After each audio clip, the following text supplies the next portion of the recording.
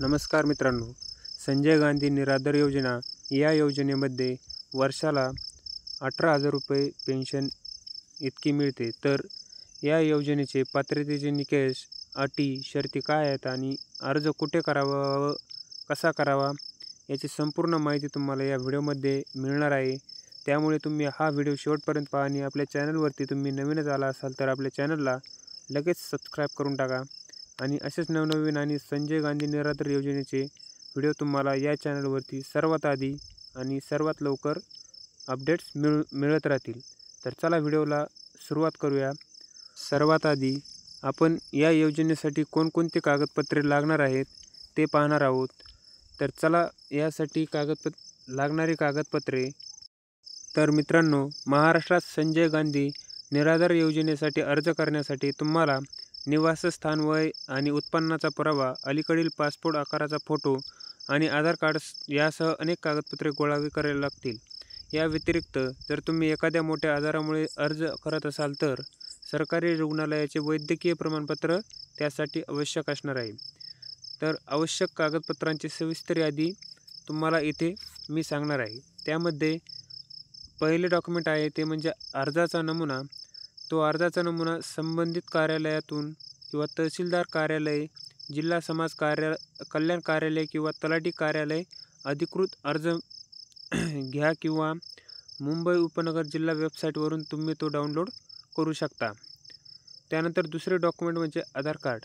हे एक अनिवार्य ओळखपत्र आहे. यासाठी तुम्हाला आधार कार्ड एक कंपल्सरी लागणार आहे. त्यानंतर पासपोर्ट आकाराचे छायाचित्र म्हणजेच पासपोर्ट आकाराचे 2 फोटो तुम्हाला यासाठी लागणार आहेत. त्यानंतर स्वाक्षरी केलेले 2 अलीकडचे पासपोर्ट आकाराचे छायाचित्र आवश्यक आहेत. चौथे डॉक्युमेंट म्हणजे निवासी प्रमाणपत्र. महाराष्ट्राचे अधिवास प्रमाणपत्र किंवा निवासी पुरावा आवश्यक आहे.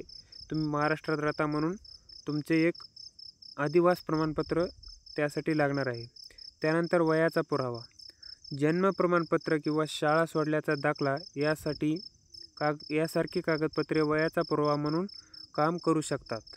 यासाठी तुमचा TC किंवा तुमची जन्म प्रमाणपत्र वयाचा पुरावा म्हणून द्यावे लागणार आहे. त्यानंतर उत्पन्न प्रमाणपत्र किंवा BPL कार्ड म्हणजे तुमचे राशन कार्ड, म्हणजे या दोन्हीपैकी एक डॉक्युमेंट तुम्हाला यासाठी लागणार आहे. त्यामध्ये काय होईल, तुमचे कुटुंब वार्षिक उत्पन्न 21,000 पेक्षा कमी असल्याचा पुरावा तुम्हाला द्यावा लागेल किंवा तुम्ही BPL दारिद्र्य रेषेखालील कार्ड सादर करू शकता. तुमच्याकडं BPL राशन कार्ड असेल तर तुम्हाला दुसरं काही देण्याची गरज नाही.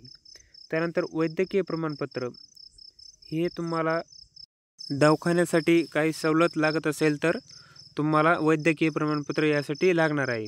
त्यामुळे आजारपणामुळे अर्ज करत असल्यास सरकारी रुग्णालयाच्या सिव्हिल सर्जन किंवा वैद्यकीय अधीक्षकांचे प्रमाणपत्र यासाठी आवश्यक असणार आहे. त्यानंतर तुमची बँक खात्याची माहिती म्हणजेच तुमच्या बँक खात्याची माहिती, ज्यामध्ये बँकेचे नाव, शाखा, पत्ता आणि IFSC कोड यांचा समावेश असेल असे बँक अकाउंट तुम्हाला यासाठी द्यायचे आहे. त्यानंतर इतर कागदपत्रे, तुम्हाला या व्यतिरिक्तही काही कागदपत्रे लागू शकतात किंवा ही तुम्हाला लागूही शकत नाही. त्यामध्ये तुमच्या विशिष्ट परिस्थितीनुसार तुम्हाला अपंगत्व प्रमाणपत्र, तसेच ट्रान्सजेंडर प्रमाणपत्र किंवा तुमच्या जोडीदाराचे मृत्यू प्रमाणपत्र, जर तुम्ही विधवा असाल तर यासारखे अतिरिक्त कागदपत्रे प्रदान करावी लागू शकतात. हे झाले अर्ज करण्यासाठी डॉक्युमेंट आणि यासाठी पात्रता काय आहे हे तुम्हाला यामध्ये समजून जाईल. त्यानंतर हा अर्ज कुठे करावा, तर हा अर्ज तुम्ही तलाठी कार्यालयात किंवा तहसील कार्यालयात, सर्वात जास्त तहसील कार्यालयात हा अर्ज स्वीकारण्यात येतात. त्यामुळे तुम्ही तहसील कार्यालयात जाऊन हा अर्ज करावा. त्यानंतर ऑनलाईन पद्धतीनेही काही काळ या अर्जासाठी सरकारी वेबसाईट चालू होते, त्यामध्येही तुम्ही हा अर्ज करू शकता. त्यासाठी ऑनलाईन पद्धतीने अर्ज सुरू झाल्यास तुम्हाला आपल्या चॅनलवरती व्हिडिओ मिळून जाईल. त्यासाठी आपल्या चॅनलला सबस्क्राईब लगेच करून ठेवा आणि आपल्या चॅनलवरती तुम्ही नवीनच आला असाल तर आपल्या चॅनलला लगेच सबस्क्राईब करून ठेवा. तर चला भेटूया अशाच नवीन आणि माहितीपूर्ण व्हिडिओमध्ये. तोपर्यंत जय महाराष्ट्र.